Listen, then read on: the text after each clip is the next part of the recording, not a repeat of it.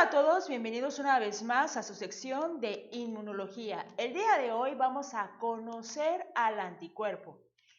Bueno, para hablar del anticuerpo tenemos que situarlo dentro de nuestra respuesta inmunitaria. Entonces, existen dos tipos de respuestas inmunitarias adaptativas. Recordemos que nuestro sistema inmunitario está dividido o lo dividimos para su estudio en adaptativo e innato. Bueno, dentro de lo adaptativo, que ya es más específico para un patógeno en particular, esta a su vez está dividida en dos, que es la inmunidad celular, que como su nombre lo indica, pues está conformado por las células de la inmunidad adaptativa. Principalmente, recordemos que todo el sistema inmunológico trabaja en un conjunto, pero simplemente esto es una división para el estudio. Bueno, en la inmunidad humoral estarán participando aquellas cosas que están en los líquidos. Y pues, ¿qué líquido tenemos nosotros principalmente en nuestro cuerpo? Pues la sangre. Pero pues se le dice humor porque en la antigüedad a los líquidos del cuerpo, como el sudor, la orina, pero también la sangre, el plasma, se le llamaba humor. Y como son sustancias que están en este líquido, pues se le respetó el nombre y se le llama inmunidad humoral. Entonces, los anticuerpos están en el plasma de nuestra sangre. ¿Cómo surgen los anticuerpos? Resulta que nosotros tenemos una célula del sistema inmunológico que se llama linfocito B. Este linfocito que estoy representando en este momento tiene el núcleo redondito, es pequeño y en su superficie tiene ya anticuerpos, pero cuando está en la superficie de este linfocito se llama BCR o receptor de células B. Es decir, con este anticuerpo que ya tiene anclado a la membrana es con el que va a detectar los patógenos, por ejemplo, digamos una bacteria, etc. Por supuesto, no tiene un solo anticuerpo, sino cientos en la superficie. Simplemente yo dibujé solamente uno. Bueno, entonces, digamos que de manera normal nosotros tenemos cientos de miles de linfocitos B diferentes. Cada uno es específico para una molécula de un ser vivo, ¿no? Y para una porción de molécula de un ser vivo. Cuando el linfocito se encuentra con esta molécula de un ser vivo, significará que pues entonces este ser vivo, la bacteria esta que dibujé, estará invadiendo el organismo huésped y entonces este se tendrá que poner a trabajar. Entonces simplemente estaba ahí como que en estado estático, pero de repente llega la bacteria y dice, oh, ya, tenemos una invasión, pues hay que ponerse a trabajar. Entonces, lo que va a suceder es que el volumen de esta célula va a aumentar. ¿Y por qué va a aumentar? Pues porque se van a necesitar producir muchos más anticuerpos, que ya no nada más estén en la superficie de esta célula, sino que viajen, que naden por ahí para atrapar de manera soluble a las demás bacterias, patógenos, virus, toxinas que hayan ingresado al organismo. Entonces, la célula crece. Esta célula se llama célula plasmática y tiene una gran cantidad de retículo endoplásmico rugoso. Recordemos que el anticuerpo es una proteína y en el retículo endoplásmico rugoso se producen las proteínas, por lo que este retículo endoplásmico gigante va a empezar a producir muchos anticuerpos que en esta ocasión van a salir nadando a encontrar, pues como les dije, su patógeno, su parásito, toxina o lo que haya invadido al organismo.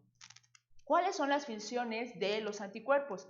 Pues una de las funciones puede ser neutralizar los microbios o productos microbianos tóxicos.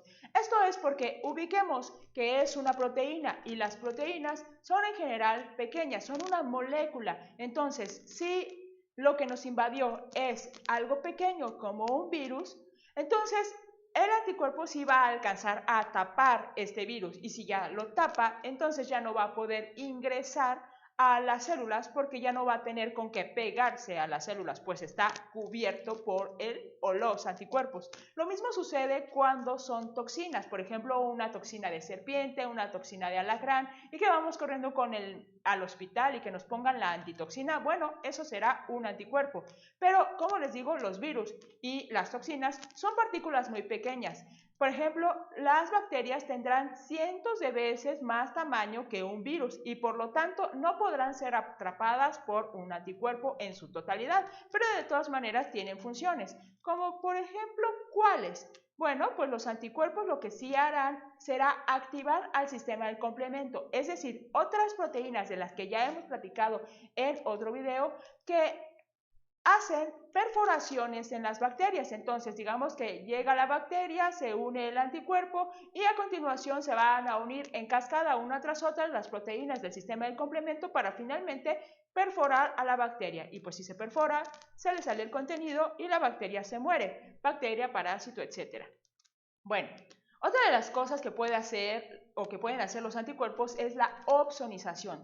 ¿Qué es la opsonización? Pues tenemos una partícula, o en este caso un patógeno, y está recubierto por moléculas, que en este caso son anticuerpos. Entonces, cuando algo está recubierto por otras moléculas, a eso se le llama opsonización. ¿Y para qué sirve? Bueno, si bien la bacteria en este caso se ve perfectamente, si nosotros le ponemos una pegatina, por ejemplo una pegatina fluorescente, pues se va a ver aún más. Entonces los anticuerpos funcionan de esta manera, como si fueran pegatinas o estampas fluorescentes que hacen que se vean aún más y entonces las otras células del sistema inmunológico pueden atraparlas con mayor facilidad, lo que también pues potencia la fagocitosis, que es que otras células se coman a estas bacterias. Otra de las cosas para las que sirven los anticuerpos es no nada más defendernos de aquello que nos invade externo, sino a veces nuestras propias células se empiezan a portar mal, por ejemplo, cuando tienen cáncer. Entonces, anticuerpos también pueden detectar a esas células de cáncer y recubrirlas. De esta manera, las otras células del sistema inmunológico van a atacar a estas células malas y a eso se le llama citotoxicidad celular dependiente de anticuerpo. Es decir, es cuando está haciendo la respuesta inmunológica, pero hacia células que digamos son nuestras y tienen alguna malformación, o sea, tienen alguna enfermedad como el cáncer. Otra de las cosas en las que participan los anticuerpos es la hipersensibilidad inmediata. Esta la conocemos mayormente como alergia. Es decir, cuando las personas que son alérgicas a los cacahuates se comen un cacahuate y rápidamente se inflaman, eso es en gran medida gracias a los anticuerpos. Por supuesto, no a todas las personas nos pasa y no todos los anticuerpos sirven para eso, porque como les dije, tenemos miles, o sea, cientos de miles de linfocitos diferentes para reconocer cientos de moléculas diferentes y por lo tanto tenemos cientos de anticuerpos diferentes. Así que alguno tal vez reconozca el cacahuate y nos provoque este mal trago, pero los demás sí nos van a seguir ayudando para combatir las enfermedades. Bueno, vamos a ver cómo se conoció por primera vez el anticuerpo. ¿Cómo lo pudimos distinguir? Pues es una molécula y como les dije es muy pequeña y en aquellos ayeres no había el microscopio electrónico. Pues lo que sucedió es que una persona tenía un tipo de cáncer que se le llama mieloma múltiple. Este tipo de cáncer es específico de los linfocitos B, entonces, o más bien de las células plasmáticas, es decir, la versión evolucionada de los linfocitos B. Cuando una persona tiene cáncer, sea de lo que sea, en términos sencillos lo que sucede es que alguna de las células se empieza a multiplicar mucho más de lo que debería. Pues en este caso, la célula que se multiplicó mucho más de lo que debería sería un linfocito B, esas que producen los anticuerpos. Y como tiene este paciente muchas células B, pues a su vez tiene muchos anticuerpos, muchísimos. Y así pudimos juntar muchos anticuerpos para poder generar a lo que le llamamos un cristal de proteínas. Imagínense como los cristales que tenemos en la sal y nosotros nos podemos dar cuenta que pues, la sal tiene una forma de un cubito porque podemos ver su cristal. Pero como les dije, pues esta molécula es muy pequeña y normalmente no haría cristales. Es un procedimiento algo muy tardado que los científicos elaboran en el laboratorio y obtienen después de un año tal vez de trabajo un cristal. Y a partir de ese cristal se le agregan o se le arrojan rayos X y esto nos da un patrón de puntos con el que podemos inferir la forma. Por supuesto, en la actualidad ya tenemos otras técnicas, pero se siguen utilizando los cristales para determinar la forma de muchas proteínas. Y nos dimos cuenta de cuáles son las características o la forma de los anticuerpos. Pues entonces veamos la forma de los anticuerpos. ¿Cuál es su estructura? De manera sencilla siempre se dibujan como una Y. Esta es una caricatura muy sencilla.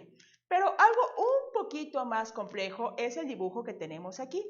Y obviamente esto es una simplificación, porque nos tenemos que imaginar que pues aquí habrá un aminoácido, luego aquí a otro, pero el chiste es para que nosotros entendamos la forma, más o menos tienen forma de una Y. Bueno, si ustedes se fijan, tiene 4 cadenas. Estas azules, una, luego otra de acá, otra aquí que está como doradita, amarilla, y otra acá. Bueno, como está compuesta por más de una cadena, esta proteína se llama o se dice que tiene estructura cuaternaria, ¿ok? Entonces, pues es una proteína compleja que tiene más de una proteína a su vez. Entonces, veamos. La parte de abajo son los extremos carboxilo. Recordemos que los aminoácidos tienen una parte amino y otra carboxilo. Bueno, pues el extremo carboxilo quedó aquí en la parte de abajo. Luego en la parte de arriba quedó el extremo amino. Si ustedes no saben cómo se forman las proteínas, les recomiendo que puedan ver el video de formación de proteínas. Pues también está en la lectura del ADN. Ok, entonces continuemos. Ya tenemos aquí las cadenas de aminoácidos. Lo siguiente que vamos a detectar es que evidentemente las cadenas que yo puse aquí arriba son más pequeñitas. Por lo tanto, se le llama cadena ligera. Y la cadena azul, si ustedes se fijan, es mucho más grande. Por lo tanto, pesará más. Y así se le llama cadena pesada. Como sabemos, muchas de las cosas en ciencia están en inglés. Entonces, si ustedes quieren seguir estudiando del tema, le van a encontrar con estas siglas. L de light, que significa ligero, y H de high, o heavy, perdón, que significa pesado, heavy. ¿Ok? Entonces, pues estas son las siglas que van a encontrar para denotar este tipo de cadenas. Ahora, otra de las características que podemos ver en el dibujo es que tienen como estos circulitos de aquí. Entonces, nos vamos a ir de el segundo de los circulitos en ambas de las cadenas hacia abajo.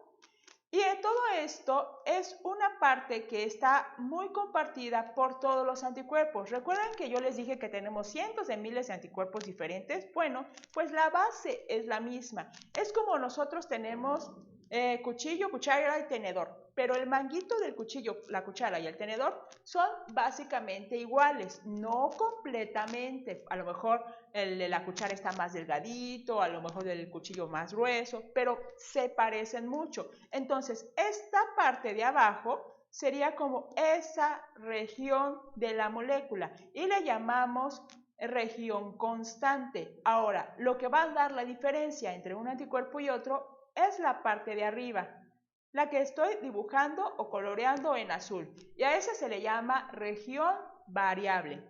Ahora, ¿recuerdan las siglas que habíamos visto antes? La de L para la ligera, de light, y heavy, H para la pesada. Bueno, pues a su vez vamos a ocupar esas siglas y estas nuevas para denotar específicamente a qué sección de la molécula me estoy refiriendo.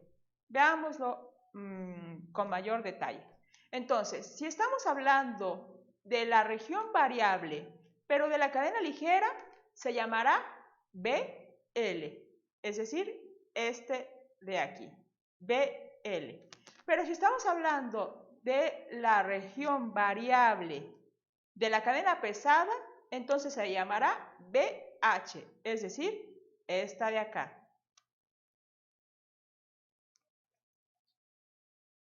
A su vez, tenemos la constante ligera, que es esta de aquí. Oh, me pasé en el encierro de esto, es desde aquí solamente hasta aquí. Y la constante pesada, CH, que es desde aquí hasta abajo. ¿De acuerdo? Bueno, entonces, estos pedacitos de aquí, los que están entre las dos bolitas, digamos, son los que más varían y por eso se les llama segmentos hipervariables. Entonces, es lo que le da mucha especificidad a los anticuerpos. Poder reconocer un pedacito de la molécula de otro pedacito, etc. Bueno, otra de las cosas que necesitamos saber es que a pesar de que nosotros dibujamos en las caricaturas, o sea, en la simplificación de las moléculas, que el anticuerpo está atrapando a la partícula por este sitio, no es así. El anticuerpo atrapa a la partícula, a la molécula, por este sitio. Entonces, cada uno de los anticuerpos puede atrapar dos moléculas, ¿ven? Una del lado derecho y otra del lado izquierdo. Y pues quedan ahí atrapadas porque son como unas pinzas y quedarán atrapadas en la región hipervariable, que será la más específica para determinada molécula. Ahora, estas bolitas se llaman dominio tipo inmunoglobulina. ¿Esto por qué? Porque los anticuerpos también se llaman inmunoglobulinas, pues es de inmunidad y de que pertenecen a las proteínas que se llaman globinas. Entonces, a los anticuerpos también les pueden llamar inmunoglobulinas. Después, con el tiempo, se fueron dando cuenta de que no nada más los anticuerpos, sino muchas moléculas dentro del sistema inmunológico tenían estas mismas bolitas. Y entonces pues dijeron, ¿saben qué? ¿Dónde los habíamos visto? En los anticuerpos. Entonces vamos a ponerles ese nombre. Cada vez que veamos este tipo de bolitas, pues se les vamos a llamar dominios tipo inmunoglobulinas. ¿Qué son estas bolitas? Pues ustedes saben un poco de estructura primaria de las proteínas. Son dos láminas beta plegadas. Una, digamos así, ¿se acuerdan que las betas plegadas son como listones que caen? Y la otra como encontradas. Entonces son dos láminas betas plegadas y eso forma la bolita.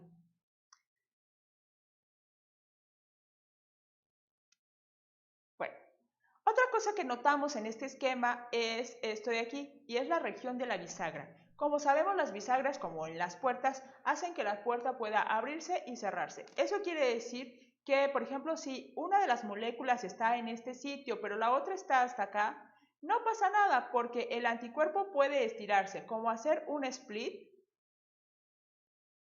y alcanzar la otra molécula. Entonces, para eso le sirve la región de la bisagra. Puede ser que junte más, digamos, las patitas de arriba, si las moléculas están más cerca, o que se abran si están más lejos. Ahora, dependiendo de la cadena pesada, bueno, de la cadena constante pesada, van a tener diferentes nombres. Como les dije, la parte de abajo del anticuerpo, esta, es similar en todos los anticuerpos, pero no es exactamente la misma, simplemente se parecen mucho. Volvamos al ejemplo de la cuchara y el cuchillo. La cuchara tiene un mango que es muy parecido al del cuchillo, tiene los mismos adornos, no sé, puntitos o la florecita, tiene los mismos adornos, pero si ustedes recuerdan, los cuchillos tienen un mango un poco más grueso, aunque sean ambos para comer. Y las cucharas un mango un poco más delgado. Entonces, En ese caso, pues tendríamos una diferencia, el del cuchillo y el de la cuchara. Si queremos otra diferencia, el del tenedor. Bueno, en el caso de los anticuerpos tenemos 5 diferencias. Uno que se llama alfa, otro que se llama delta, otro épsilon, otro gamma y por último mu. Dependiendo de la región constante que tenga determinado anticuerpo, entonces recibirá su nombre. Si en la región constante tiene la cadena alfa, el anticuerpo se llamará anticuerpo A. O como les dije, también se puede decir inmunoglobulina. Entonces se dirá inmunoglobulina A. Si tiene la región constante delta, pues entonces se llamará inmunoglobulina D. Si tiene la región constante épsilon, se llamará inmunoglobulina E. Si tiene la región constante gamma, se llamará inmunoglobulina G. Y si tiene la región constante mu, pues entonces se llamará inmunoglobulina M. O como le pueden decir también, anticuerpo A, anticuerpo D, anticuerpo E. Bueno, estos anticuerpos nada más son 5 tipos, pero eso no significa que son, digamos, solo 5 anticuerpos los que tenemos en nuestro organismo. En cada uno de ellos tienen en la parte superior la región variable y es lo que los hace diferentes, ¿de acuerdo? Entonces, digamos que este es un anticuerpo contra la gripe común. Bueno, del anticuerpo contra la gripe común podremos tener el tipo A, también el tipo D, el tipo E, el tipo G y el tipo M. Lo que lo hace que detecte la gripe común no es la parte de abajo, sino la parte de arriba, que será específica para el virus de la gripe. ¿De acuerdo? Bueno, ¿qué más podemos saber de esos anticuerpos?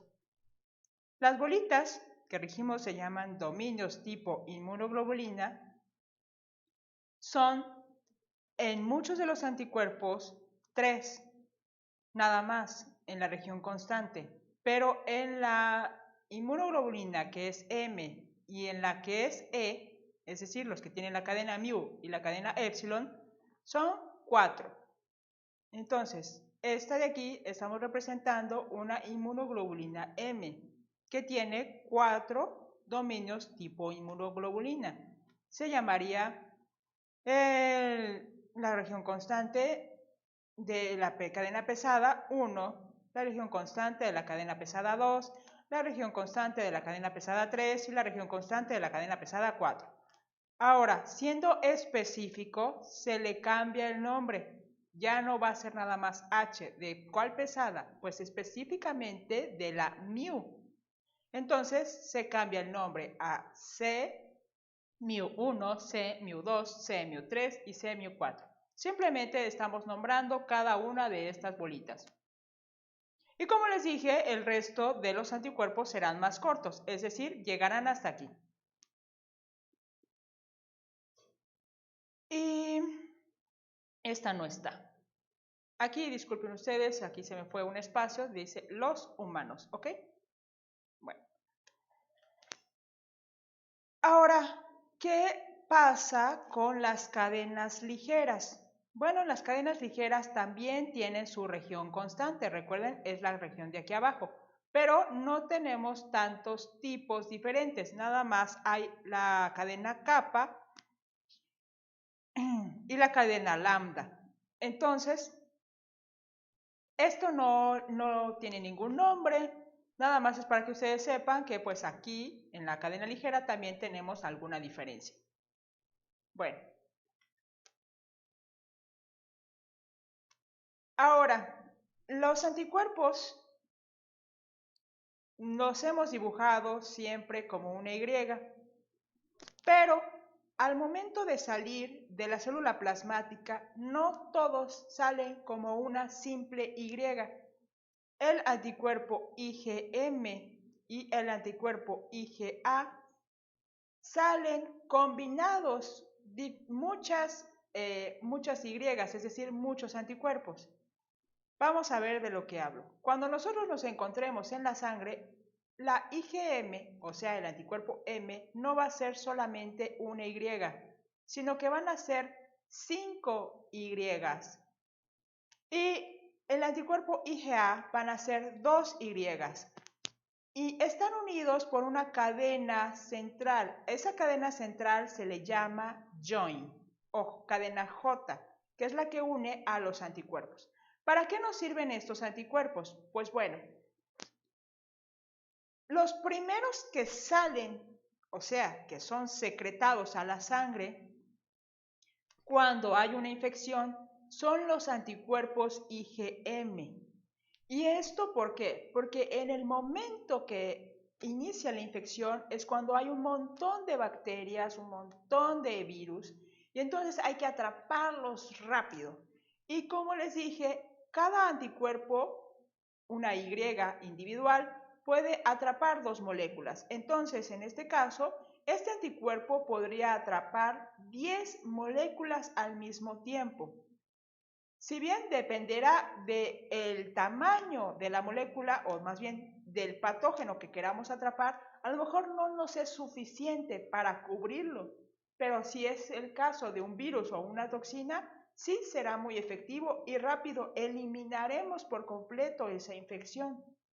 Pero si de casualidad el patógeno es todavía más grande, de todas maneras, un anticuerpo tan grande cubrirá mucha parte o mucha sección de ese patógeno. Y esto nos ayudará a que el sistema del complemento lo encuentre con mayor facilidad y por lo tanto le haga esos orificios de los que platicábamos con mayor rapidez. También, efectivamente, las células lo encontrarán más rápido. Entonces, la IgM se secreta al principio de la infección porque es cuando necesitamos que bajar la cantidad de patógenos drásticamente. Ahora, ¿por qué la IgA tiene 2 anticuerpos? Bueno, la IgA es o se le llama anticuerpo de mucosas y pues está, como su nombre lo indica, en nuestras mucosas. ¿Cuáles son nuestras mucosas? Las de la nariz, las de los bronquios, las del estómago o los intestinos. Y es porque, si ustedes se fijan, esa piel es más delgada que la piel que tenemos, digamos, en las manos o en los brazos. Entonces, con mayor facilidad las bacterias podrían entrar en nuestro organismo a través de esos epitelios. Entonces, es ahí donde mayor peligro corre nuestro organismo de una infección. Entonces, están ahí de manera constante, ya no, digamos, al principio de una infección, sino en este momento que no estemos enfermos, de todas maneras están ahí las IgA. Por si de casualidad ingresa algún patógeno, rápido se puedan agarrar, rápido se puedan eliminar, ¿de acuerdo? Luego tenemos la IgE, la IgG y la IgD. ¿Para qué sirven cada una de ellas? Bueno, el resto de los anticuerpos ya nada más van a ser con forma de Y. La IgG es un anticuerpo o una inmunoglobulina a la que se le conoce como de memoria. Y entonces, la IgG surge después de la IgM. Entonces, la IgM surge al principio para combatir rápido la infección. Y la IgG es como de mantenimiento, ya cuando la infección está cediendo bastante, pues ya para eliminar absolutamente a todos los patógenos, que no nos quede ninguno por ahí. Pero además es de memoria. Eso quiere decir que en la próxima infección ya tendremos en circulación en nuestra sangre anticuerpos IgG. Entonces ya conocerán más rápidamente a cualquier virus que ingrese en nosotros. Entonces, pues digamos que hoy me enfermo de gripe, ¿no? Por primera vez en mi vida. Y el próximo mes me vuelven a contagiar de gripe, digamos, otra persona tiene el virus de la gripe, yo respiro, no sé, y entonces ingresa, inmediatamente estos anticuerpos ya van a estar ahí preparados para atrapar al virus. A lo mejor son muchos los anticuerpos IgG y ya no me vuelve a dar la enfermedad. Eso ocurre en enfermedades pues que alteran bastante el sistema inmunológico, como conocemos la varicela, el sarampión, la rubiola, que normalmente nada más dan una vez en la vida. Y esto es porque se generan muchísimas anticuerpos de memoria, además de células de memoria, pero esas hablaremos en otro capítulo. Entonces, si el cuerpo tiene muchísimos anticuerpos de memoria ya listos, la próxima vez que nos enfrentemos a esa infección, es decir, que alguien más nos contagie de eso, ya no nos va a dar, porque rápido los anticuerpos van a atrapar el virus, bacteria, patógeno, toxina o lo que sea. Y pues en algunos casos no produce tantos anticuerpos de memoria, entonces pues lástima, sí nos va a dar. Pero si se fijan de todas maneras, el tiempo que nos dura la infección es mucho menor. Por ejemplo, los bebés cuando se enferman de gripe les dura como una semana o 2 semanas. Y conforme vamos creciendo, pues ya nada más nos duran 3 días, a veces un día. Ajá. Eso es porque nuestro sistema inmunológico está aprendiendo. Luego tenemos la IgE. Y la IgE pues se junta a unas células que llamamos basófilos o eosinófilos. Y ellas son las responsables de las alergias. Entonces, esta reacción que se tiene tan inmediata de inflamación, cuando alguien que es alérgico a los cacahuates se inflama, es porque las IgE ya estaban previamente unidos a sus basófilos o previamente unidos a sus eosinófilos. Ahora, no todo es malo, también los IgE responden ante parásitos, así que eventualmente otras IgE específicas para un parásito podrán actuar contra ellos. Y por último tenemos las IgDs.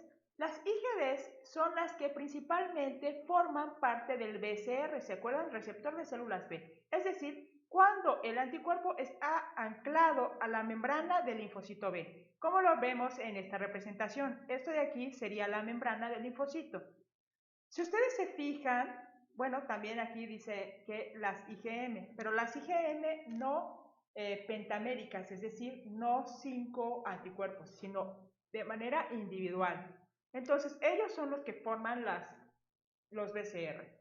Pero si ustedes se fijan en el dibujo, pues no tiene los anticuerpos nada en la parte de adentro de la célula. Esta sería la parte de adentro de la célula. Entonces, al unirse, digamos, aquí la bacteria y aquí otra, no sé, otra molécula de la bacteria, esto la célula no lo entendería por sí misma, diría, ok, se unió y luego.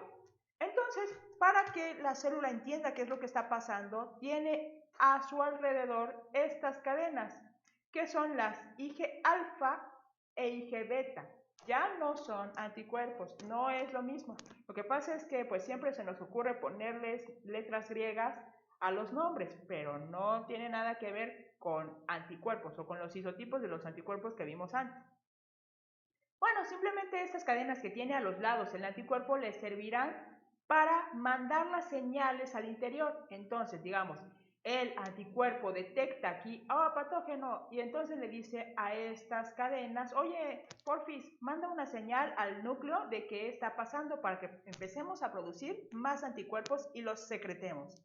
Es decir, los expulsemos para que estos anticuerpos atrapen a los patógenos.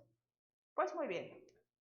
Ahora, nosotros creo que hemos escuchado la reacción antígeno-anticuerpo. Los anticuerpos, que ya dijimos son SY, reconocen a una molécula o un pedazo de molécula. Ese pedazo de molécula específico al que reconocen se le llama antígeno. Entonces, un antígeno, como definición del libro, es sustancia extraña capaz de desencadenar una respuesta inmunológica. Bueno, en palabras sencillas es esa molécula que reconoce el anticuerpo, esa es la que se llama antígeno.